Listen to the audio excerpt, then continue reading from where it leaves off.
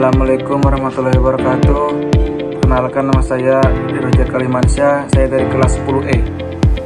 Di sini saya mau memberitahu materi-materi, yaitu ada 4 materi. Yang pertama, alur dan tujuan pembelajaran mata pelajaran kimia fase E kelas 10. Yang kedua, yaitu pendahuluan kimia. Yang ketiga, peran ilmu kimia dan hakikat ilmu kimia. Dan yang terakhir adalah perubahan materi. Yang pertama adalah alur dan tujuan pembelajaran mata pelajaran kimia fase E kelas 10. Kimia adalah kajian teoritis dan praktis mengenai interaksi struktur dan sifat berbagai macam bahan serta perubahannya dan energi yang menyertai perubahan tersebut. Pemahaman tentang struktur dan proses kimia digunakan untuk beradaptasi dan berinovasi guna memenuhi kebutuhan ekonomi, lingkungan sosial, dan perkembangan iptek di dunia yang terus berkembang. Hal ini termasuk mengatasi tentang perubahan iklim global. Kimia merupakan pembelajaran yang bersifat praktis. Adapun tujuan mata pelajaran kimia fase E yaitu 1. Membentuk sikap religius melalui kimia dengan menyadari peraturan dan keindahan alam serta mengagungkan kebesaran Tuhan Yang Maha Esa. 2. Memupuk integritas dan sikap jujur, adil, bertanggung jawab, menghormati martabat individu, kelompok, dan komunitas serta berkebinekaan global. Yang ketiga, mengembangkan keahlian dalam melakukan serangkaian investigasi ilmiah secara mandiri maupun kolaboratif, termasuk mengumpulkan, menganalisa, menafsirkan, dan menjelaskan data kualitatif maupun kuantitatif. Yang keempat, mengkomunikasikan berbagai hasil investigasi secara lisan dan tertulis secara jelas dan struktur. Yang kelima, mengembangkan kemampuan beradaptasi dan berinovasi untuk menghasilkan berbagai teknologi terapan yang dapat memecahkan masalah pada dunia nyata. Yang keenam, memupuk kemampuan berpikir kritis untuk menganalisa berbagai klaim ilmiah dan mengevaluasi berbagai fenomena dalam kehidupan sehari-hari. Dan yang terakhir, memiliki pikiran yang terbuka untuk menerima pendapat orang lain dalam diskusi. Materi yang kedua yaitu pendahuluan kimia. Kata kimia berasal dari bahasa Arab kimia yang berarti perubahan benda atau zat.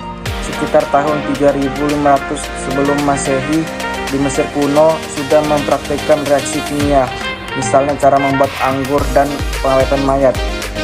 Pada abad keempat sebelum Masehi, para filsuf Yunani yaitu Demokritus dan Aristoteles mencoba memahami hakikat materi. Menurut Demokritus, setiap materi terdiri dari partikel kecil yang disebut alam, sedangkan menurut Aristoteles, materi terbentuk dari 4 jenis unsur, yaitu tanah, air, udara, dan api. Pada abad pertengahan tahun 500 sampai 1600 yang dipelopori oleh para ahli kimia Arab dan Persia, kimia lebih mengarah ke segi praktis. Dihasilkan berbagai jenis zat seperti alkohol, arsen, zinc asam, iodida asam, sulfat, dan asam nitrat.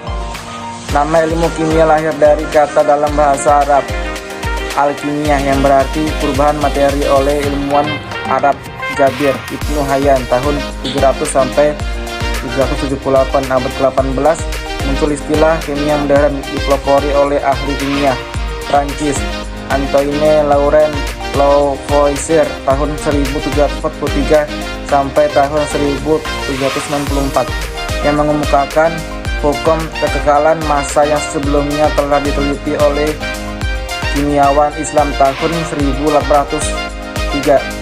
Seorang ahli kimia Inggris bernama John Dalton tahun 1766 sampai tahun 1844 mengajukan teori atom untuk pertama kalinya. Sejak itu ilmu kimia berkembang pesat hingga saat ini. Selanjutnya materi ketiga yaitu peran ilmu kimia dan hakikat ilmu kimia. Ada beberapa fungsi kimia, diantaranya adalah yang pertama yaitu untuk mengungkapkan fakta yang belum diketahui oleh manusia. Yang kedua, untuk mengembangkan teknologi, dan yang ketiga, untuk mempermudah kebutuhan hidup manusia.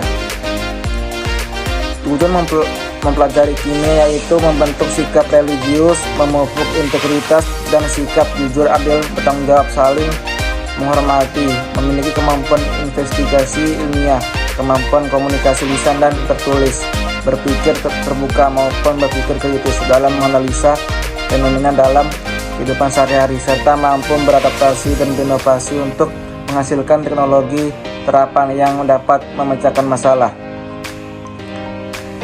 Peran kimia dalam kehidupan sehari-hari yaitu mendiagnosa penyakit, rekayasa genetik, dan obat-obatan. Berikut cabang-cabang ilmu kimia yaitu biokimia, kimia organik, kimia fisik, kimia analitik, dan kimia anorganik. Dan materi yang terakhir yaitu perubahan materi. Hakikat ilmu kimia adalah ilmu yang mempelajari komposisi, struktur, dan sifat dari materi serta perubahan yang terjadi dari materi satu ke yang lainnya. Materi adalah material fisik yang menyusun alam, yang bisa diartikan sebagai segala sesuatu yang mempunyai massa dan menempati ruang materi dan dapat berbentuk gas, cair, dan padat. Contohnya yaitu udara, kapur, dan meja. Materi dapat disusun dari substansi murni atau tunggal yang terdiri dari satu unsur atau beberapa unsur yang membentuk suatu senyawa. Materi juga dapat tersusun dari senyawa campuran yang tercampur secara homogen atau heterogen. Adapun karakteristik fisik, bau, kekerasan, titik didih wujud materi, yaitu sifat fisika, suhu, contohnya air untuk mandi 40 derajat Celcius, massa 500 gram nikel, warna belereng kuning, bau H2S busuk, titik didih air pada 100 derajat Celcius, kelarutan NaCl larut dalam air, berat jenis air 1 gram atau mililiter, kekerasan intan sangat keras, dan kelistrikan besi menghantar listrik. Adapun juga sifat yang mengubah sifat kimia suatu materi, contohnya substansi besi, sifat kimianya korosi. Substansi karbon, sifat kimianya terbakar. Substansi natrium, sifat fisikanya dengan air. Substansi TNT, sifat kimianya meledak. Perubahan dibagi menjadi dua, yaitu perubahan fisika dan perubahan kimia. Perubahan fisika adalah perubahan yang melibatkan sifat fisika. Perubahan fisika terjadi pada materi apabila materi tersebut mengalami perubahan seperti perubahan titik didih, wujud, dan kekerasan tanpa membentuk materi baru atau tetap materi awal. Contohnya perubahan fisika yaitu air dipanaskan menjadi uap air dibekukan menjadi es, besi dibentuk menjadi palu, paku, dan lain sebagainya, kayu dijadikan papan, dan lilin dipanaskan menjadi lelehan. Yang kedua, perubahan kimia. Perubahan kimia adalah perubahan yang melibatkan sifat kimia. Perubahan kimia terjadi pada materi apabila materi tersebut mengalami perubahan seperti perubahan warna, bau, pH, timbul gas, timbul cahaya, dan terbentuk endapan. Perubahan tersebut adalah indikasi terbentuknya materi baru akibat terjadinya reaksi.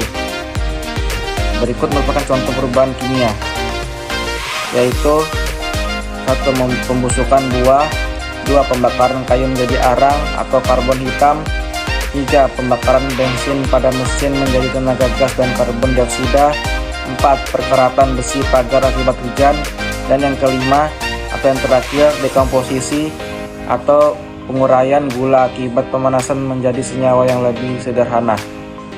Maaf apabila ada salah kata, karena saya adalah manusia yang tempatnya bersalah. Sekian dari saya. Wassalamualaikum warahmatullahi wabarakatuh.